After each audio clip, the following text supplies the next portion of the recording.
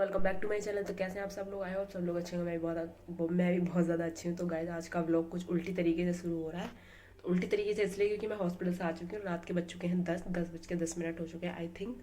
और मैं थोड़ी देर अपनी शॉप पर भी बैठ गई थी, तो उस वजह से मैं लेट हो गई। फिर मेरा मन किया कि आज आलू के पराठे बनाएंगे और चाय बनाएंगे, क्योंकि आलू के पराठे और चाय सर्दियों में मुझे बहुत ज़्यादा अच्छा लगता है, कॉम्बिनेशन आलू के पराठे और चाय का। तो अभी बज रहे हैं रात के 10 और इतनी बजे मेरा काम स्टार्ट होता है, क्योंकि हस्बैंड भी थोड़ा बहुत लेट ही आएंगे। तो मैं अभी आलू काट रही हूँ। आलू में छोटे छोटे काटने पड़ रहे हैं, क्योंकि जब मैंने उस आलू वाले से आलू लिए, मैं बता रही हूँ, मैंने आलू लिए तो बड़े बड़े आलू थे। मैंने सोचा ठीक है बड़े बड़े हैं, बट उसने मेरे साथ धोखा कर दिया। उसने छोटे छोटे भी आलू कर दिए। तो पहले मैं छोटे छोटे आलू चुन रही हूँ। तो मैंने ये अभी इतने आलू काट लिए हैं।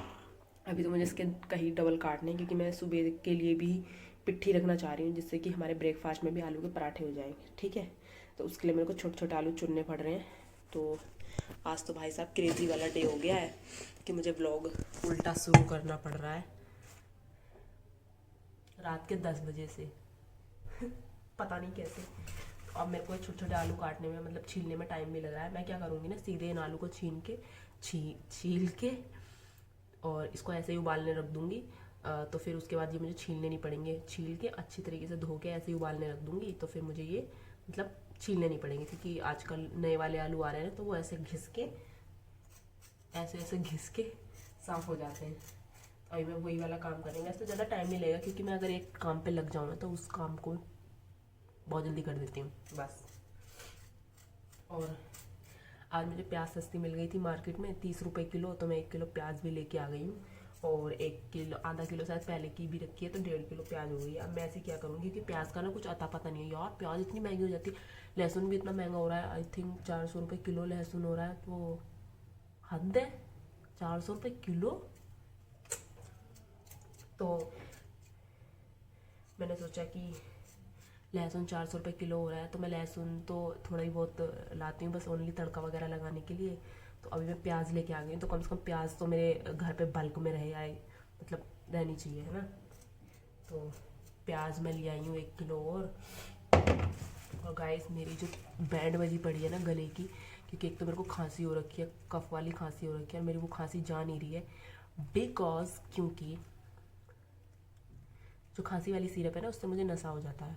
और दिन में मैं सिरप पीती नहीं हूँ, रात में पी के सोती हूँ।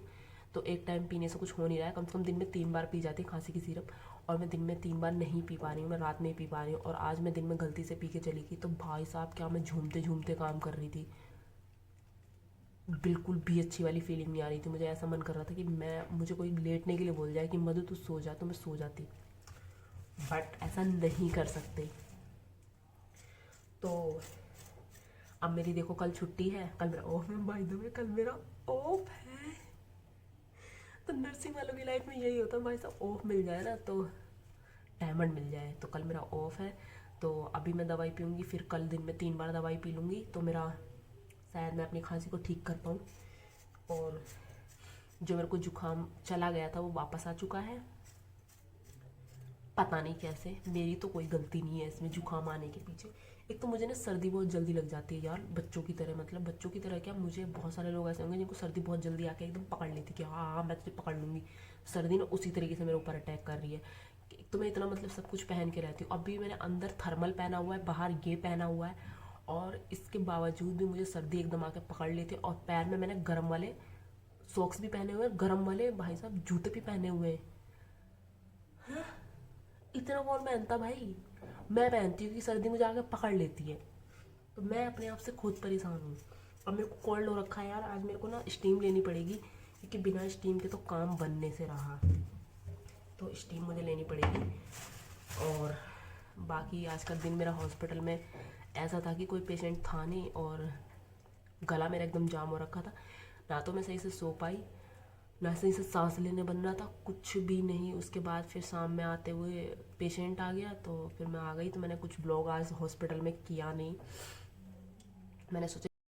तो गाइज मेरी वीडियो बीच में बंद हो गई थी, हस्बैंड का फ़ोन आ गया था। उन्होंने बोला खांसी का सिरप लेके आना है क्या? मैंने कहा हाँ 1 कप सिरप ले आना, क्योंकि मुझे कफ वाली खांसी हो रखी है।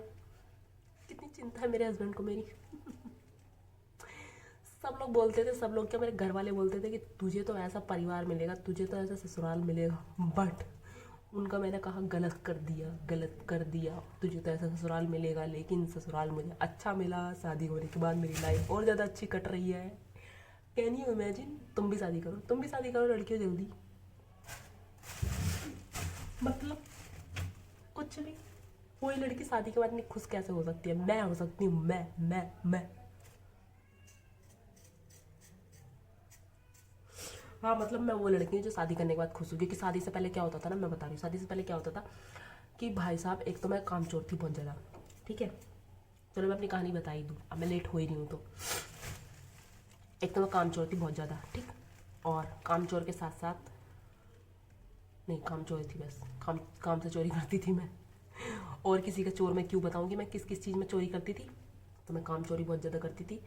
अगर मेरे को लगता था मैं लेटी हुई हूँ, मतलब वैसे तो मैं बहुत ज़्यादा सोती थी, अगर मेरे को लगता था कि फिर भी नींद में कि मम्मी काम कर रही है और मुझे उनका हाथ बटाना चाहिए, तो मैं सोचती थी नहीं मैं क्यों बटाऊँ हाथ, मम्मी तो कर ही रही है, मैं क्यों करूँ। वैसे भी मेरे पास अभी बहुत उम्र पड़ी है काम करने के लिए, ससुराल में जाके तो करना ही पड़ेगा, तो इस वजह से मैं करवाती नहीं थी। और जो सुबह उठने के बाद तौने मिलते थे कि लंका तुझे तो ऐसा ससुराल मिलेगा, हम लोग के यहाँ लंका वाली ज़्यादा गाली दी जाती, तुझे तो ऐसा ससुराल मिलेगा, तुझ पे डंडे पड़ेंगे, ये वो पापा पापा सब भैया ताने देते थे भयंकर वाले। फिर मुझे लगता था कि यार, फिर लेकिन मेरी जो स्पीड थी ना काम करने में वो ठीक ठाक थी, लेकिन फिर भी लोगों को वो कम लगती थी, पता नहीं क्यों, कि ये लटकी रहती है एक काम में। बट फिर मेरी शादी हो गई, बट शादी के बाद तो इसका अपोजिट हो गया। और हाँ एक बात और, शादी से पहले मैं कभी 10 बजे तक नहीं सोई यार, कभी भी 10 बजे तक नहीं सोई। मतलब छुट्टी वाले दिन भी हमें उठना होता था 7 या 8 बजे, बिना मतलब के, मतलब कुछ काम नहीं है, छुट्टी वाले दिन भी हमें उठना है। हाँ, हेलो हो जाता था हमारे साथ। तो फिर अब तो भाई साहब छुट्टी हो या ना हो, 10 बजे उठना है। रानी वाली ज़िंदगी जी रही हूँ मैं, रानी वाली। अपना काम, अपना अपना काम क्या मतलब, हॉस्पिटल जाना है मेरे को, 10 बजे उठना है, मेरे को खाना बनाना है ना, तो वो मैं कितनी भी देर में बनाऊँ, ठीक है। तो मैं 10 बजे उठूँ, 9 बजे उठूँ, 8 बजे उठूँ, मेरी मर्जी है, मुझे कोई जगाने वाला नहीं है।